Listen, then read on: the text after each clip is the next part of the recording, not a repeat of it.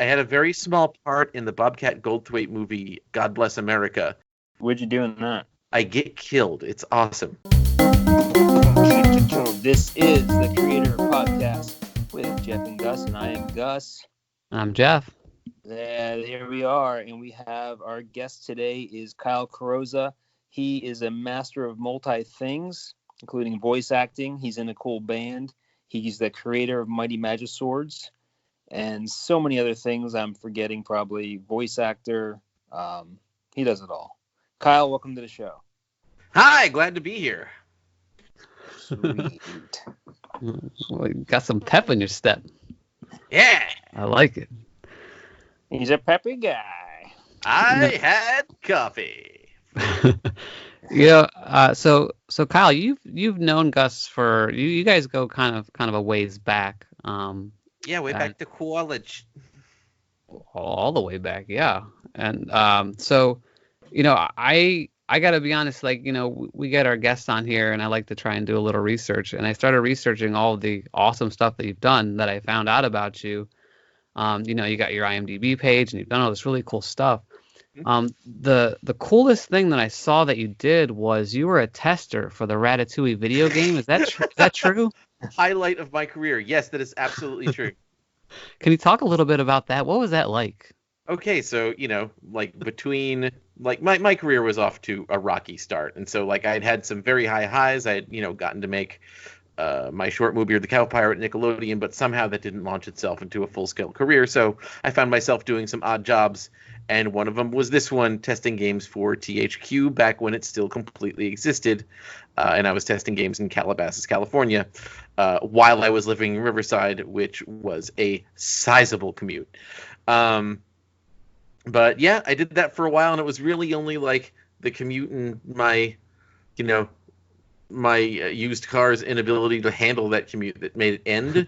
One thing I will tell you about the Ratatouille game that was much better in the testing phase than it was in the final is that they were using all this Django Reinhardt music for temp tracks, and that just that made it much easier to play it all day because you had to be listening to the actual game all the time in case there were any sound bugs. So it's all right, well, at least I get to listen to this super awesome Django Reinhardt music. And then they eventually replaced it with I think temp tracks that they intended to possibly use. And then when the game actually came out, it was completely different than when I was testing it. Yeah, does that give you flashback nightmares? I mean, I'm guessing you play that game more than you'd ever want to. One thing I like doing when I play games is try to do stuff you're not supposed to do, and so that really wasn't too bad of a job. Nice. Because it is your job to try and break the game. Right. That's awesome. I know that's a dream job for a lot of people, for sure. Yeah, it's I wouldn't want to do it for a career, but for a little detour, not bad. And so, can you speed run that game pretty good then? Have you tried recently? They made it harder when it came out, so I can get through the earlier levels, which is mainly what I was, what I played the most, pretty easily. But then it gets a little bit harder, and they changed the what is it, the order of the levels, and so I felt like it didn't go as smoothly through the difficulty levels as it used to. So I think they forgot who their audience was.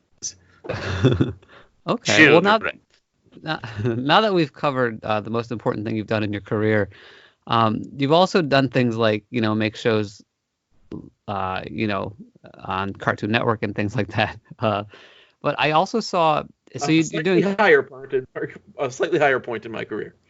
Yeah, and I, you've also mostly done 2D animation, if I'm correct. And I also saw you worked on Doc McStuffins, which I think is a 3D thing. Do you also do 3D animation, or is there 2D stuff for that? There was 2D stuff for that, although I have worked on 3D shows as well. But, storyboarding is storyboarding. It's still drawn. Right. But for Doc McStuffins, so the first season had come out, and it was more popular than Disney was expecting. And so they needed to make something as a stopgap between the two seasons while the second season was being produced. So they got a small studio called Oddbot, which is in Eagle Rock. And, as their name implies, they tend to handle little odds and ends. Although now they're working on Disney's Muppet Babies series. But yeah, they had storyboarded some 2D, like they like had like little beat boards for me, and I like fleshed them out to go along with the dialogue and stuff like that. And that was actually a super fun thing to storyboard. Just like I knew because all the animators were right there in house. I knew all the posing out I would do would actually be used, and I knew a lot of the animators personally, and it was just a fun thing to get to do. So that was something called the Doc Files. Another Doc McStuffins related thing I got to do immediately afterwards. So the conceit of Doc McStuffins is that it's a bunch of like a girl working with a bunch of toys, to do doctor things.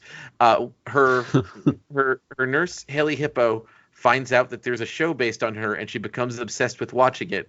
And I got to animate her in-show opening theme song. Oh, okay. That was cool, fun thing.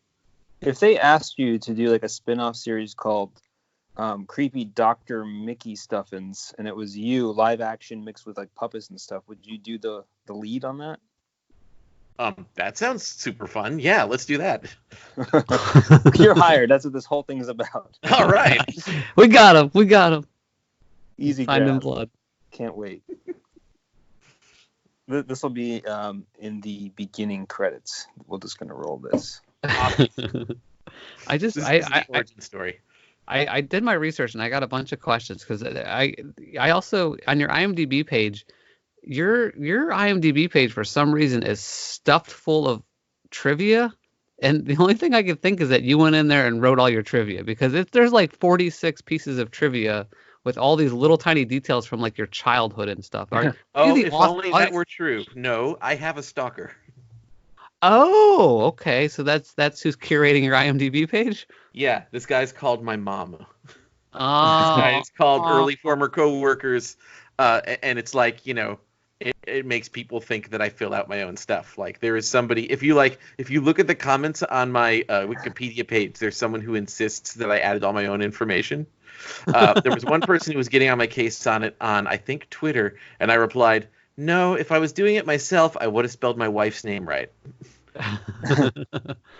okay. So yeah, that's the impression I got. So apparently they're doing you a disservice. But good, interesting information nonetheless. Whether it's true or not, I can't say. But I would say it's most of what he's got down there is true. I didn't see this. I'm guessing there's some interesting fun facts. I mean, if you'd like me to confirm or deny any, I'm happy to do it. Laying these controversies to rest. Have you ever done like an IMDb like a check of your own stuff? Yeah, there is some stuff that I would love to add, but I don't quite know how this works. It's kind of tough to do. I had a very small part in the Bobcat Goldthwait movie, God Bless America, but because my special thanks is spelled wrong, I don't think it's on my IMDb page. Oh, sweet. What'd you do in that? I get killed. It's awesome. There's a scene there's a scene in the movie where it's this movie's equivalent of American Idol, and I'm pretending I know how to play guitar in the house band along with my friend Andy Paley, who did all of the music for Magiswords, but this is long before then. And he, Andy was like, "Hey, you want to come be in a movie? I need to have like a fake house band, and you're someone I wouldn't mind spending all day with, so come on over." And I was working on Fanboy and Chum Chum at the time, and so I like brought a pad of Post-it notes to do to storyboard on while I was waiting for stuff to happen. Quick side note: my daughters love that show, Fanboy and Chum Chum. Yeah, that was kind of my first like big studio job, other than my own short. Like that was kind of like the beginning of Kyle's career actually working. Oh, nice. That's lovely. Yeah, I mean, getting stuffed in a manhole is not a fun thing to stumble across.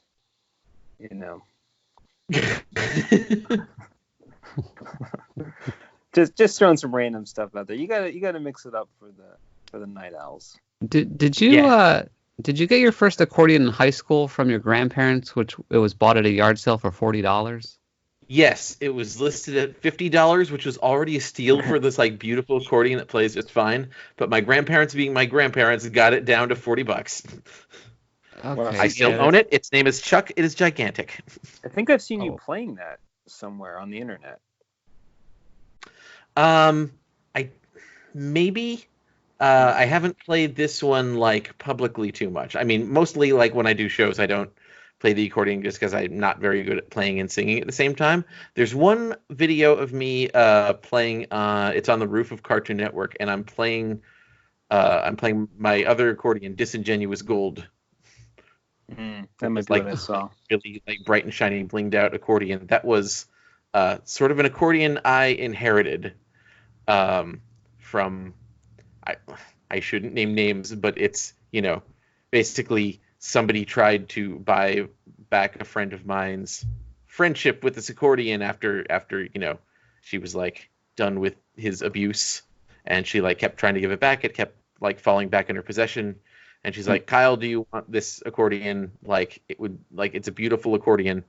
It would be great if it fell into the hands of somebody who could actually get some use out of it. And I've been playing it ever since. It's got like a nice trebly sound. It cuts through a mix really nice, and so it's my favorite one to record with. And also, it's kind of like this nice big middle finger to this guy who wasn't nice to my friend. Yeah. It's got some history to it. Yeah, and I looked it up. It is a very expensive accordion. Well, hold on to it. I will. Yeah. Speaking of accordions, I saw that you're a big fan of Weird Al, and Yes, I love Weird. I love Weird Al as well. I saw him at a show in Cleveland. It was Rib Fest, and it was, I don't know if this was a constant thing he did at every concert, but he was shooting bubbles out of his accordion. Oh. I think that it's probably like a thing he does at all of his concerts or something. But I was blown away by that. I loved it. Wow, it's a new one on me, but that's pretty cool. I got to a couple of years ago. I got to see his, the ceremony where he got his star on the Hollywood Walk of Fame. Oh yeah. And that was really cool to get to witness. It was, just we had a pretty good spot, and it was a spot where you could see interesting things happening. I was like, oh, there's Reggie Watts. That's pretty cool. And so, have you guys heard of the band the Radioactive Chicken Heads? Yeah, they had a bigger rise in the late 90s, I want to say. Like they did some TV stuff. But yeah, they're really weird. They wear like awesome costumes and dance around. Yeah. Yeah, and they still do a lot of performing around here, and they're buds of mine.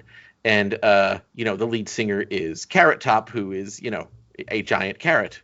And from where I was standing, I could just like see Carrot Top's giant carrot head just kind of getting gradually like fighting his way closer and closer to where the event was going on. And so that was great. No, you're not saying the real Carrot Top, right?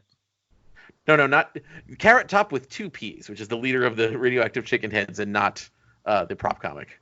Yeah. Yeah, I think that band, I think they played on, do you remember that show Viva Variety? Wow, did they? I thought That's they impressive, were if so. I thought they were a band on Viva Variety. Not a lot of people remember that show, but I just freaking love Johnny Blue Jeans. I mean, Johnny Blue Jeans, yeah. Recently they were on the Gong. Actually, like for some reason, a bunch of friends of mine were on the Gong Show. Just like I guess I know a lot of weirdo acts, and like whoever was seeking to put people on there, just like got a hold of a bunch of people I know. Jack Black gonged them, the Radioactive Chicken Heads, almost immediately. And then had to share a stage with them at I forget where they hold the show, UCB or something, just a couple nights later, where he publicly apologized. Oh wow.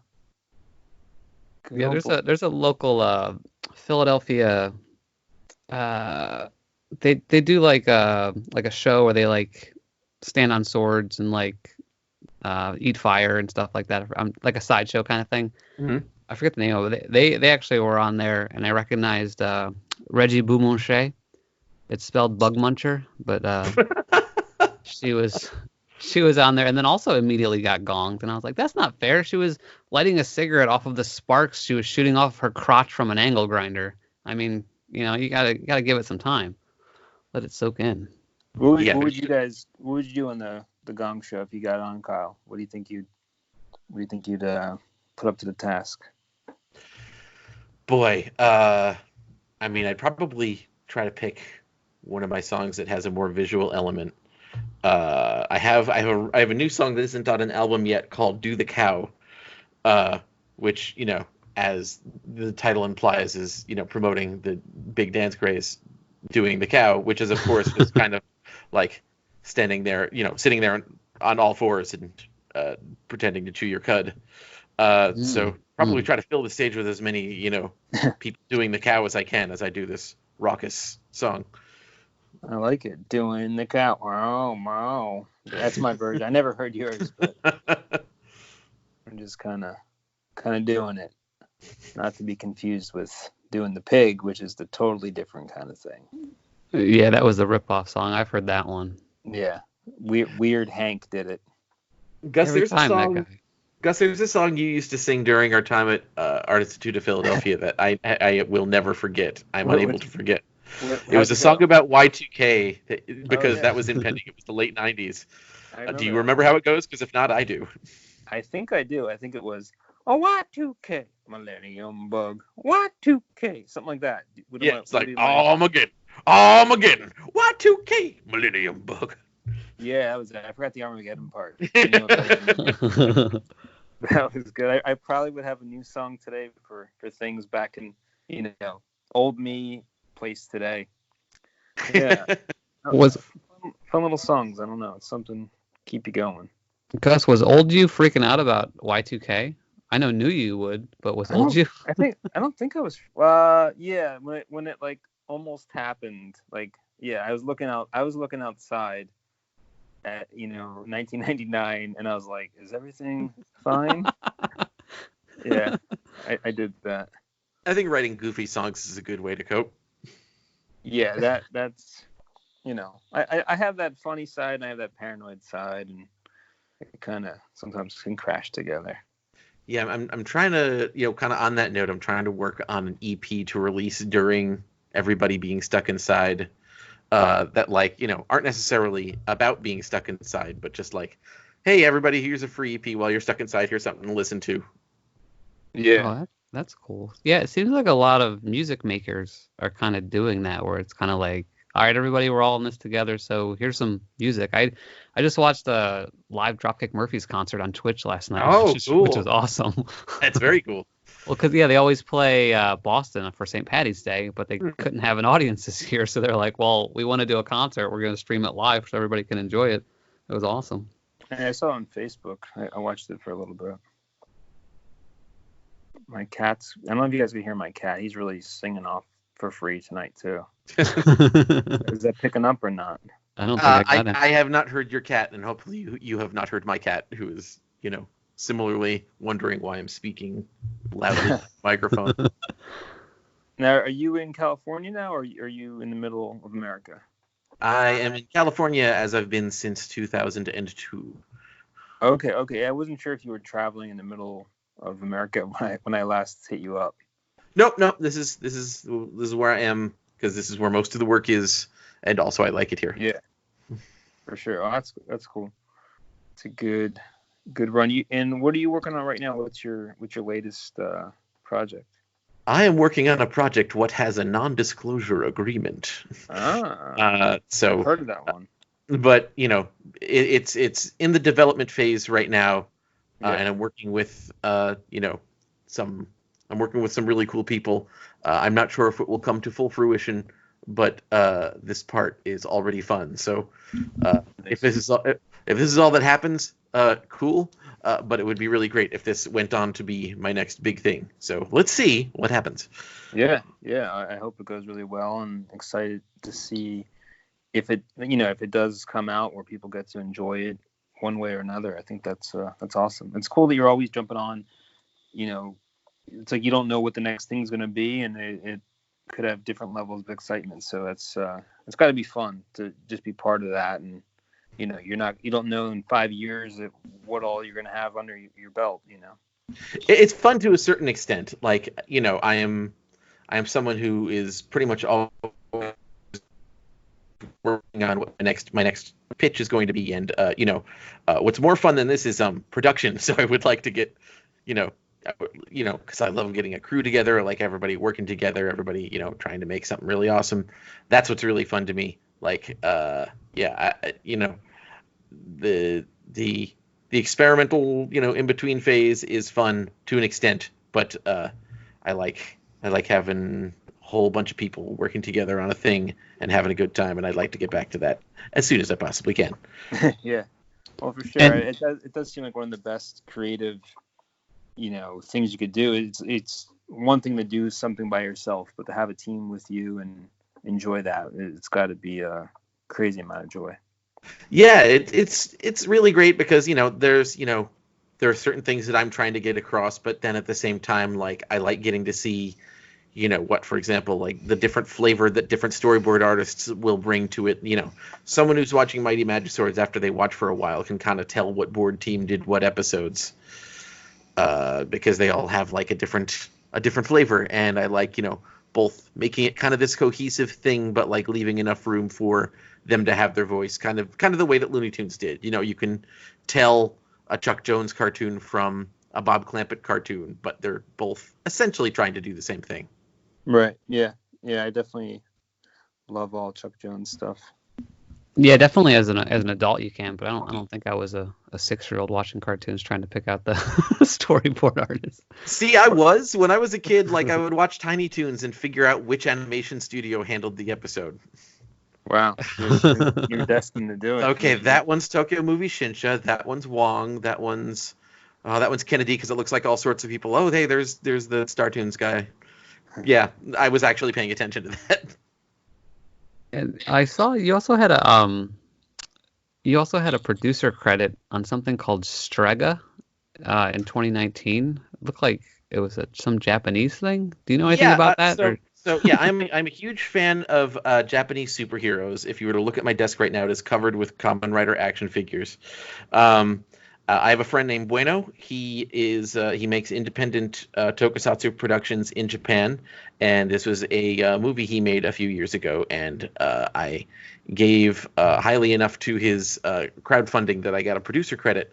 I also visited Japan in 2018 with my wife Lindsay, and it was kind of like, to give you an idea what production is like, it was our honeymoon / 4-year anniversary.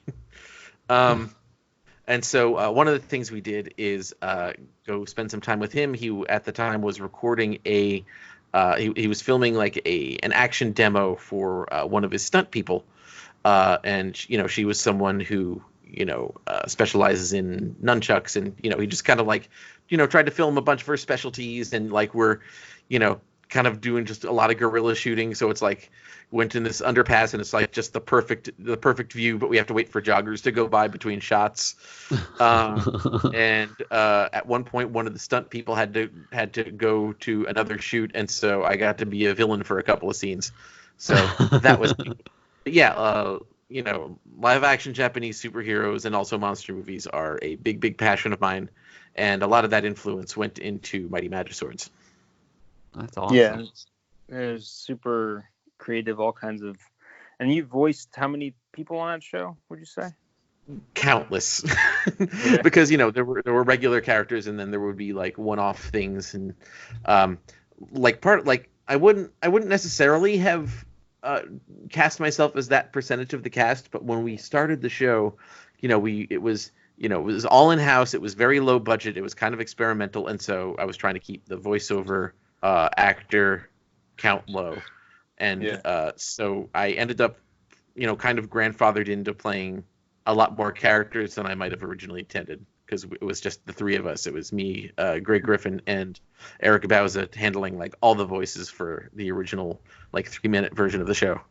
Wow. Yeah, that's got to be a blast to just use that kind of extra creative level. I know it's fun to work with voice talent as well, but I think just seeing how far you could take it and push it, and I think that's got to be. Oh yeah, and also a decidedly good crash course, going forward. Like I listened to my voice work at the beginning of the show and compared to what I was doing at the end, and I kind of feel like it's like night and day. I just can hear everything I learned, and it's not like I'm not actively cringing, just like going, oh, I could have done that line read a lot better now. Yeah. Yeah, You it's mean always in terms of audio quality or like actually acting? No, my acting quality.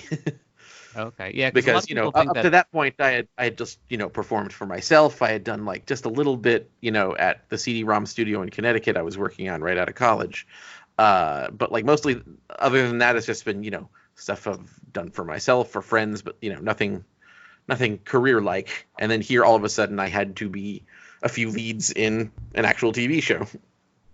Right, yeah, because I think sometimes people think that, oh, if you have a funny voice, you can be a voice actor, but there's also that part, actor part about it, and so you actually do need some acting chops. I wonder how much, like, on a daily basis we act without realizing it. Like, if you woke up and you were Jeff or me tomorrow, you try to say things the way you say them, but then they just come out in our voice. You know what I mean? I wonder how much of it is. I don't know. Yeah, really I mean, there. there's kind of an on and off. Like if, I'm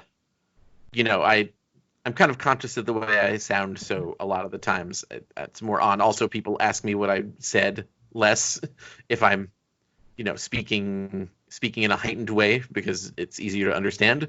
But I have an off switch that I can use if necessary. Oh Like, no, yeah, I know that. I'm just saying people in general. It's like I'm just getting abstract with it. I'm thinking, what if I woke up and I was Kyle tomorrow, and I'm trying to say things my way? It just comes out, I'm Kyle, and then I realize I'm you, and then I'm going about my day, and I'm trying to see if I just be me, if people would pick up on it. You know what I mean? one of those Flipper movies. Well, and this is exactly why Quantum Leap shouldn't work. well, I think that wasn't that all part of Jim Carrey's existential breakdown when he grew his beard out and stuff. He like was freaking out and talking about how we all wear masks and we're all actors and like we're all pretending to be someone else. That's kind of like that whole thing he went through. We all wear masks, metaphorically speaking. Yeah, and then he kind of went back to a little bit normal, but he's still kind of crazy. Yeah, he was in Sonic. He shaved his beard and he had to actually take on acting roles, I think. Maybe he missed it, but yeah, I think part of that was he played the role of that comedian that died. Andy Kaufman. Yeah, he played Andy Kaufman and was meeting with Andy Kaufman's family, and it was so weird because they felt like he was Andy Kaufman, like Andy Kaufman came through, and I think that's what kind of lingered with him and messed up his head. Yeah, that sounds about right. Yeah. But I don't know. I was listening to Kyle talk about that, and for some reason I just pictured if I woke up and I was Kyle tomorrow. I think after like 2 weeks, I would just think I'm definitely him. I never was anyone else, and I think most people would accept it because I wouldn't like do crazy shit like smash things in grocery stores. And, Yeah, you would adapt. I guess the follow-up question there is, okay, you could possibly convince them that they're me, but could you convince them that you're me doing an impression of something else? That's the tough part. It's too many layers. I would do research as you know what I mean? I would go through everything. I think that's one of the first things you'd have to do. Or you'd try to contact who you used to be, unless that you didn't know who it was. That's a challenge. If you don't know who you used to be, then you're lost. Yeah. That's kind of like a fascinating cartoon anomaly to me, is when like, and I've had to do this, where like someone will be playing a character and they also voice another character, and they have to do, the one character doing an impression of the other character that they also play. Oh yeah, I've seen that a few times. I love that. Yeah. Family Guy's done this at least once. I think Robert Downey Jr. in Tropic Thunder was. That's some multi-layered stuff going on there. No, don't touch it with a 10-foot pole. Ren Stimpy. I think they did it. That's my guess, but I could be wrong. Right? Let's see. Yeah, it was in Stimpy's fan club where like Ren has made that weird like Stimpy outfit that's like, I think it's motorized. I think it's like running on wheels. Yeah. boy, but I don't know if John or Billy was playing Ren at that point. It was like right around the split. Yeah, that's my best. That's my best one. Or it's like, have you ever impersonated yourself in a sense? You know what I mean? To like cartoonize yourself. I think I've done that. Just to like. I couldn't. I don't think I could. I don't think I could play my actual self. The closest I've gotten to doing this was an episode of Magiswords where the lead character Prohyas, which is largely just my voice but heightened and more nasal. He has an evil doppelganger named Nohias who sounds kind of like Macho Man Randy Savage. And there is an episode where Prohyas does an impression of Nohias, who I also play, by the way. So, like, that was kind of me doing an impression of me, but like a different me. I like that. Just go with the standard Kyle voice and see what happens. I like that. I mean, I think it definitely works. It's fun to picture what that character would be, or what it could be all kinds of things. But sometimes I like it when cartoons do that. They'll just go with a standard. That's the guy's voice.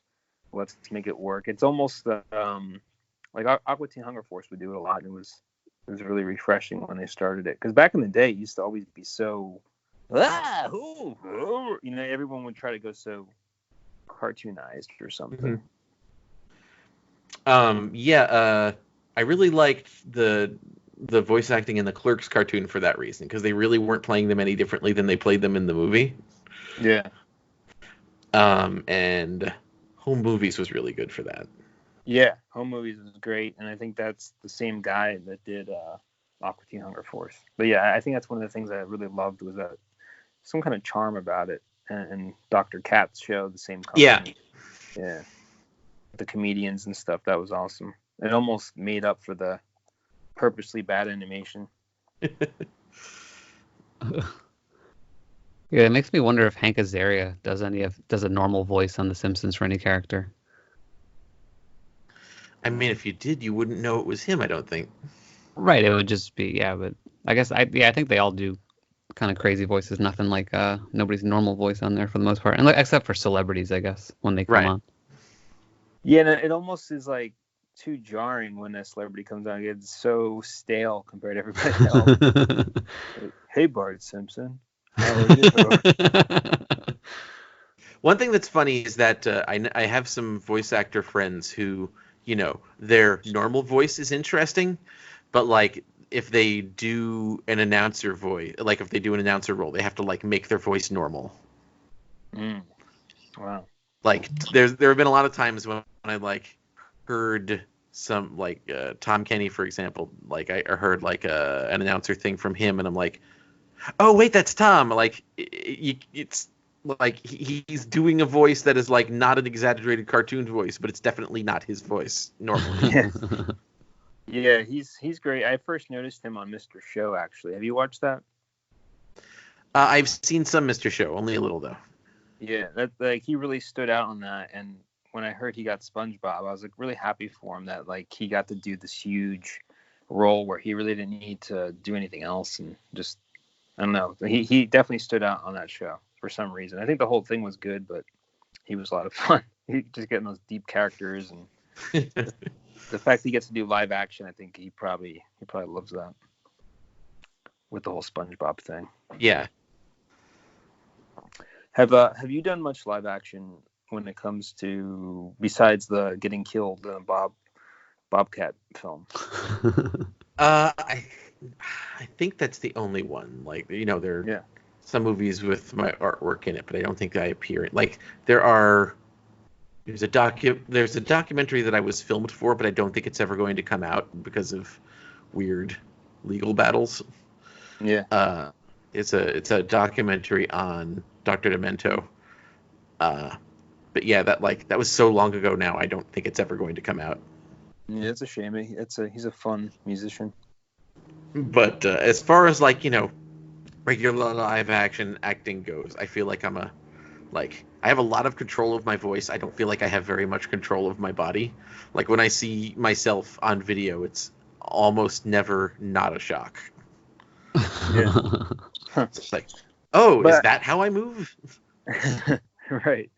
Well, I mean, I think you dressed in a really funny pop kind of cartoony way, and it's almost like I picture cartoon characters all around you all the time. You know, it's like I think you really vibrate that. It's like you live really deep in that world where, I don't know, I just see colors and fun, and it's like you got that kind of energy around you for sure. Yeah, and if you were to see what my apartment looks like right now, like it is this close to Pee-wee's Playhouse as it is. See, I didn't know that. Yeah. And then like, I mean, especially recently, like we got some new furnishings, including like this big, almost Gary Panter looking tiger rug.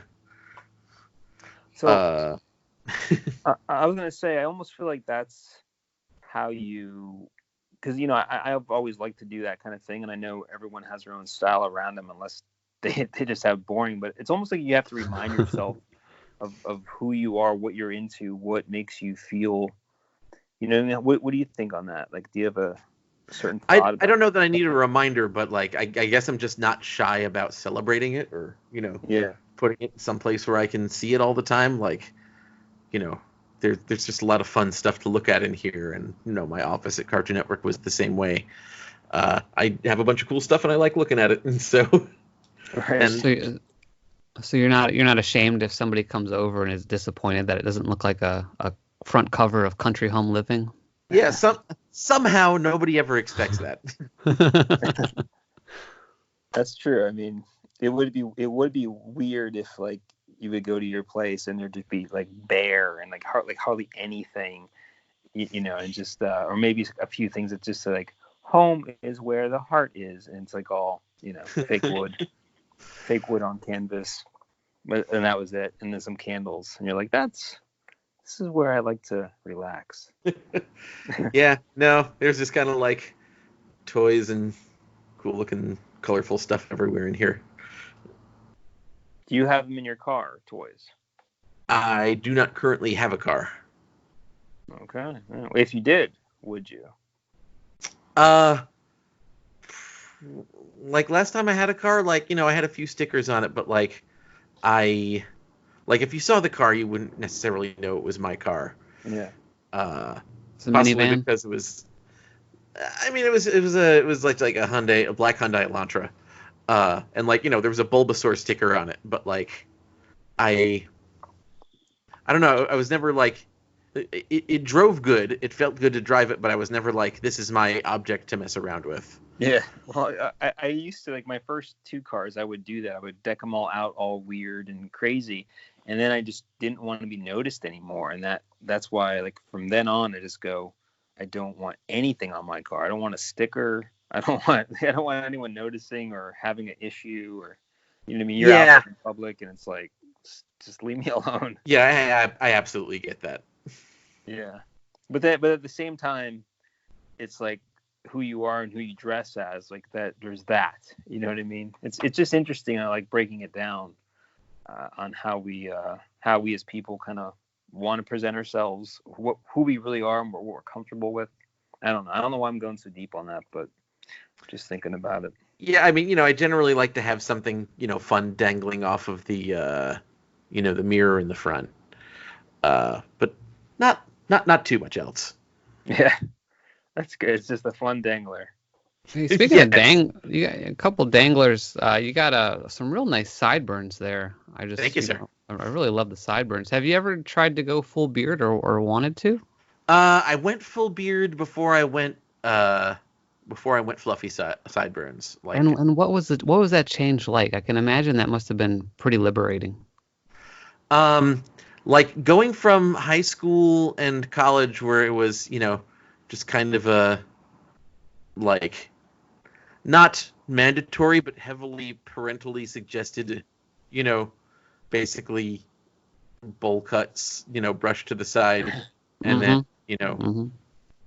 and that, like, I had thought about sideburns for a while, but it was always kind of like knocked down. And it's like, the glasses came first. It's like, all right, cool. I got the kind of glasses I want. And then other stuff gradually started happening. And like, I tried the beard. Like I had more of like a, like standard mid-thousands circle beard, Dante from Clerks kind of thing. I understand this is my second Clerks reference.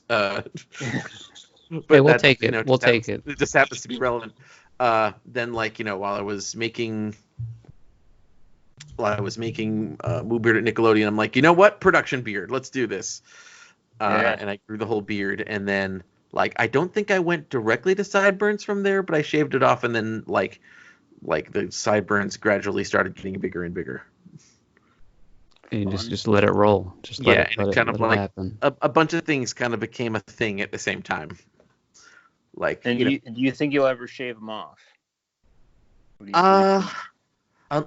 Only if I have like real good reason to, or I get really super bored of them. I haven't for the very long amount of time that I've had them, but it makes like it makes me like way more recognizable, I guess. Like, everyone's like, oh, it's the guy with the big sideburns. That's Kyle. It's like it's I do it because I like it, but branding is a thing. Yeah. No, you're branded. You can't get rid of it. Yeah, it's just there's like different kinds of people. There's those who always go with the trend. They always have to update. There's those who they become this look and they pretty much ride it out forever. Or it kind of evolves over the years, I don't know. I'm just been thinking about it. Like, I've kind of fallen into a look on my own, but then I get aware of it. I'm going, maybe I should mix it up a little bit, So it's this past summer I did a little bit of like, messing around that I don't normally do. Like, I'm known for wearing puffy vests, most of the time, even when it makes no sense for me to be wearing a puffy vest. But like this over the past summer, I'm like, it's hot. I got some lighter vests, and that's one thing. But then, like, I started getting into like this vaporwave look, and so like I bought a bunch of like cool looking tank tops, like with like kind of retro stuff on them, and I've got like a few like hoodies in that style that I really like. That And so, mix it up more. Like this past summer was the first time I've owned a pair of shorts since, probably the early thousands. Yeah, I was gonna say I quit shorts. I made a decision a few years ago. I said shorts are done. Like, and I have a whole theory behind it. But other way around. I quitting shorts. Yeah, you got back into them. I've always been into shorts. I'm a below the knee shorts kind of guy. Cargo pockets. I can dig it. Yeah, I always got cargo pockets. It'd be funny if you're like, I'm a fan of the shorts. I like no pocket, very short shorts. Like biker shorts, something that's really gonna show off the bulge. You know what I mean? Just something real beautiful. It's important. That's your power statement. Walk in a room. That's what people know you for. Hey, that's the guy with the biker shorts. Look. It's below 20 degrees out. Will he have the biker short? Yep, there they are. There's the bulge. Not really a bulge in that right now because of the cold weather. But it is true that, like, people, they're like, that's the guy with. Like, I'm sure, like, in high school and stuff, you always knew there's people that you can think of, like, that's the guy. Or there's the guy around town that always does this thing or wears this thing. There's always the guy. Well, I saw today. Someone got. I don't know if you guys ever seen eyeball tattoos. Well, when you get your eyeball tattooed, and it's. Oh. You've never seen it? Look it up. It's the white part. The white part is sclera. Yeah. But I saw one today that I guess was a shitty artist because the eye looked like acrylic paint when it dries up and gets all scary looking. That's what his eye looked like, and it was kind of bulging out of his head afterwards, and it was horrifying. But you can't really go back from an eyeball tattoo. You can't cover it up or fix it. It's permanent. So it's like, that's the guy with the eyeball tattoos. But it's a forever statement. Like the idea of LASIK surgery is already terrifying to me. So the concept of an eyeball tattoo is one step even farther away from something I would ever want to do. Yeah, not recommended. What if in 15 years we perfected eyeballs, like getting new eyeballs that are like the best vision ever? It's better than the best human now sight. It's better than that, and they guarantee you'll see 3 more colors. What'd you do? Okay, the three. I was like, no, until you got to the three more colors. I like that. It's Well, like, yeah, apparently a lot of people... and mostly it's because it's like, oh, now Photoshop's going to be completely incompatible for. That's what I was thinking too. So, but they say, a lot of people have a different color palette, and it's interesting to me. And I've met a lot of artists that are colorblind, and to some deep degrees of colorblind. So, I didn't know if. Well, I'm just going random and crazy here, but I just thought of that. I wonder if that would be the selling point. Well, I recently learned that magenta isn't actually on the wavelength spectrum. Have you guys heard this? I've not. So basically, the wavelength of light, if you think of Roy G. Biv and the rainbow, it starts at red, goes all the way through, ends in violet. There's no such thing as a wavelength. It's not a circle. It's a spectrum from left to right. And so there's not a wavelength of color that connects red to violet. But we all know that there actually is. It's called magenta. But there's no such thing as a wavelength of light that is that color. What's happening is it's mixing some things from red and mixing some things with violet, and your brain interprets this color called magenta. It's really interesting if you look into it. It's kind of wacky. Yeah. That makes sense at all? Does that mean that we should be looking at magenta more? Like, does our brain get more exercise if we look at more magenta? I'm not sure. I know I read articles on it, and it's the science is there. So obviously we see magenta, so it exists in our reality. But as far as nature goes, it was never intended to be a color. Dude, well, here's a fun random fact, slight same direction, slight different. I don't know if I've ever said it in the podcast, but when I was a kid, maybe 2 or 3 different times, I was sent home with a piece of paper saying I need glasses. And my mom was like, F that, you're not getting glasses. You're fine. And I still don't wear glasses, and I don't complain. But isn't that, I feel like if I got glasses, if I had a different mom, I'd have glasses and my vision would be totally different. Like every year the glasses would destroy my vision a little bit more. Have you had your eyes checked since? Only not at an eye doctor, but I have taken the at a Jiffy Lube. I got a DMV. I've the DMV stuff where you have to do that, which I guess is I don't know. Is that pretty legit? I feel like maybe you would go get your eyes checked now, and they would do the thing where they're putting a potential lens in front of you, this or this, and you would be like, I can see into the future. Yeah, and I don't want to do it. I'm unless I feel off or I can't read something, I don't want to play that game for some reason. I'm like, no. Yeah, don't do it, because I have an experience. This is completely anecdotal, but so I've had 20/20 vision my entire life, and I know basically, when you get older, your vision goes. So at one point a few years ago, I had a visual migraine, which I just started seeing weird stuff, and so I went to the eye doctor, and then they shine all these bright things into your eyes and put all these drops in your eyes, and then they have you come back every year to give you a medical test, not to test your vision, but to just test to make sure your stuff is good. And ever since then, my vision has been getting worse. Ooh. And I'm like, it is worth pointing out that you have not gotten younger in that time. Well, exactly, right? So it's there's, I can't. What, Jeff, I love that you told me not to do it, though, because usually I thought you would say you have to do it. And, I have no cause and effect, but I like it. I'm not doing it ever. Noticed.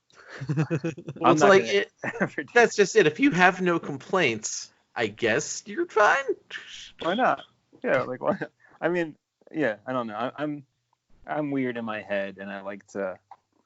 I'm a big believer that whatever you believe is the complete truth in your life, and I just think there's such a power to that. It's a little scary if you wield that power in a wrong way. Yeah, for sure, 100%. But I think, and that's a big theory of mine. I feel like whatever people believe, that's the truth for them. My reply to that is a more political discussion than I want to have on this podcast. Oh yeah, I don't want to go into politics either. But I never like to step into that. But I don't know. It's just something to think about, I guess. It's like, well, for one, it lets you understand other people more, like how they do things, what they do, and then I guess there's those people who are just unsure of things, but are they going to be confident? Are they going to perform well in things? I don't know. I mean, in general, I feel like, live your truth unless your truth is hurting people. Well, yeah, you don't want to hurt people. That's definitely terrible. But I feel like, if you ever studied serial killers at all, they don't really care a lot of them. They're like, I did it, and I feel fine. And they're like, there's something wrong with those people on so many levels, but I feel like they're almost born with something really wrong with them that they just don't give a shit. Like, they can go to bed and not wake up in the night, what the fuck's wrong with me? They'll just be like, no. Well, they were living their truth. I guess so. Yeah. Yeah. So that's eyeball thought. Hey, Kyle, and I wanted to ask you. There was some stuff on your IMDb about your DeviantArt being shut down, and so apparently you had a lot of content up there. This, by the way, is one of the tells that it's from my stalker, because he's putting a lot of focus on the fact that I decided that I wasn't into DeviantArt anymore. Okay, I owed him something. Well, real quick side. Sorry to interrupt, but is he going to listen to this? Like, he's definitely going to listen to this, right? Probably. Okay. Well, hey, thanks for listening. On that note, I wanted to ask about, not about your DeviantArt, but I noticed that there's a few links, DeviantArt being one of them, from your IMDb still, and that's defunct. But also, tvskyle.net is taken over. Apparently, you used to have this website. Yeah. And so I've had the same thing happen to me. So what happens is you build up a website, it gets a good audience. As soon as you let go of that domain, some crazy person or company snatches it up because it has a good reputation. They try and sell crap off of it. I had the same thing happen to my zombie baby doll company, Abomination Nursery. If you go to abominationnursery.com, you can buy women's clothing, which is very interesting. But I guess there's nothing you can do about that, right? Well, I just went to tvskyle.net because you were talking about it, and it is a casino website now. Yes. But what's interesting about it is that, it's probably created by an algorithm, but there's a little, TV's Kyle logo that they made up there, where, the S and E are red, and it's a, fun little font, and there's, a little computer screen with a pair of dice on it. And it says underneath, Your Guide to Live Casino Gaming. I kind of wonder if my next album should be called Your Guide to Live Casino Gaming. And I'll just rip this logo. Well, I was going to ask you, if the logo was something amazing, mind-blowingly, you just loved it, would you use it? Well, here's the thing. I already, recently had some really super sweet logos made by this guy, Tyler Jacobs, whose brother is MC Bat Commander. From the Aquabats, but he was having a logo sale one day, and he made the Aquabats logo, and I think the Yo Gabba Gabba logo as well, and I'm like, yes, and then he made me some super nice TV's Kyle logos, and so it's I got some swell logos, but just the idea of just ripping off this website, rip off of my because they're squatting on my old URL. They made a TV Kyle thing, and they think just my name's public domain or something. Do it. Take them out. I need retribution as well. I bet you 0 people will yell at me if I do this. Exactly. What are they gonna do? It's kind of fun. If you've ever been ripped off on something and then you rip it off, it's a really fun feeling. Shoot, I might do this for that EP I was talking about earlier. I was gonna name it the Quarantine Rabbit, and then just take a photo of my couch and draw a really sad rabbit sitting on it. But this is funnier. Yeah, this is more fun too. It seems like I have a good old time with it. Before I think about it, I'm just gonna screen cap this stupid logo. Oh man, that site's gonna get so many more hits now. That's probably not a good thing. I only like to gamble on tvkyle.net. Is that it? Did I say it right? tvkyle.net. Yep. Yeah. That's my favorite. Because I always win whenever I go there. I win, and I can't go to the casino now. So that's right. We're just pumping up that algorithm that's listening to the transcript of this that's going over to Google. What's funny is maybe in like 3 years, like you never know when something's gonna hit bigger. So it'd be funny if in 3 years Kyle has this huge hit show on air. Our video game's a big hit. Like we're doing all this cool stuff, and people love listening to this episode, and then they also like the gamble. So in 3 years, if I have the probably scam website for you. I mean, gambling's gonna be up there. People are gonna be doing gambling. Another thing that's gonna be super popular is the Ratatouille video game. People are gonna be going to nostalgia land. It's gonna come back. Remaster for the Switch. It'll be huge. And then they're gonna ask us three to work on the live action version of Ratatouille. Like they're gonna, they remake films to be live action, so they're gonna do that and have us three in it. Can't wait. That's gonna be a lot of fun. Okay, but we'd actually make it good. Oh yeah, sweet puppets and stuff. It's gonna be great. I don't know who I want to be yet, but I was thinking maybe like what's the guy, the food critic, the guy that comes in real grumpy. Yeah, that's tough to pull off, but I'm glad you see me that way. I feel like you could pull it off. Thank you. I'm gonna practice. I want to be the big dead chef that Remy idolizes. Yeah, that's a good role. That'd be a great role. Jeff, you're gonna be the lead. We're just giving you.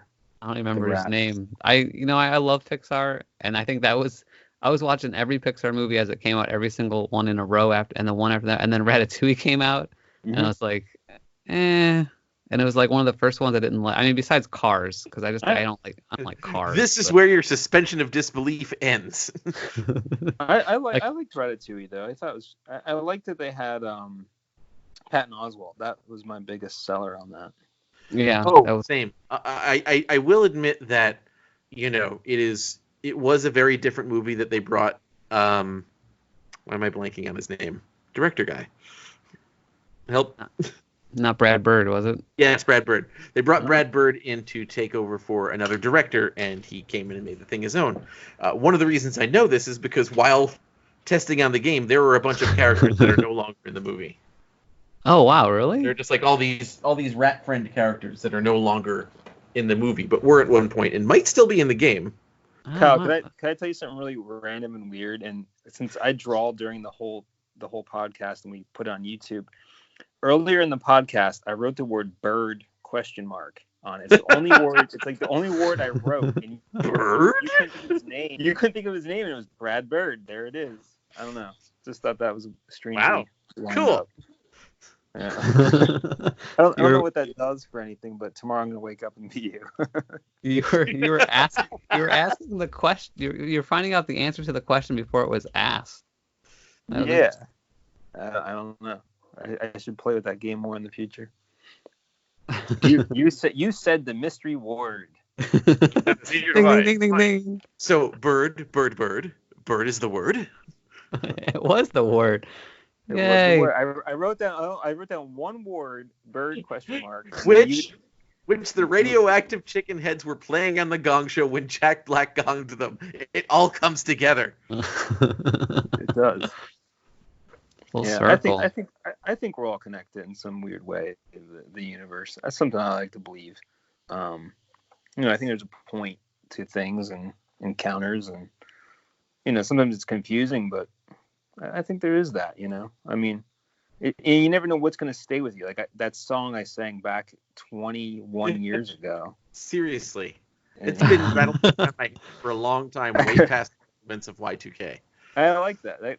That makes me happy. Makes me feel like I don't know. Like I'll probably be working with you one day or something. And it's cool to do that. I think in life, kind of go back, and remain friends, that kind of stuff. Do you ever have like somebody come to you with like something funny you said in the distant past that they like, has been like a huge part of their life, but like you don't remember it all? Yeah, but it's like, did it actually happen? Well, like in my case, this happens to me a lot, but like almost always is like, oh yeah, that's totally something I'd say. So I guess I said that. Yeah, I've had people tell me things I've done in their dream, and it sounds exactly like stuff I would do, and I'm like, that's cool. That's definitely me. Yeah, that's the character we are. I don't know. Yeah, somebody once told me I went into Walmart and I was probably 19 years old, and I just took a thing of mustard and I just squirted it all over something and just walked away like it didn't happen. And I didn't remember doing it, but I do believe I would have done it. Exactly. Like that totally sounds like something you would do. Okay. Yeah. More so younger me. Yeah. Now, like kids, that's the one thing about kids. It changed me because I just don't want to get arrested. Because I never wanted to be like, I never wanted to be the dad that's like, oh, my dad's in jail. He just squirted mustard all over cardboard in Walmart and walked away and danced. And they didn't like that. So I don't want to go to jail for that. Is that can they get me for that 20 something years later? No. But also I don't think that would have been, maybe you would have just got a fine. And then I don't know if you would have went to jail for that. Salvador Dali did stuff like that all the time, and like people expected it. I kind of like that about him.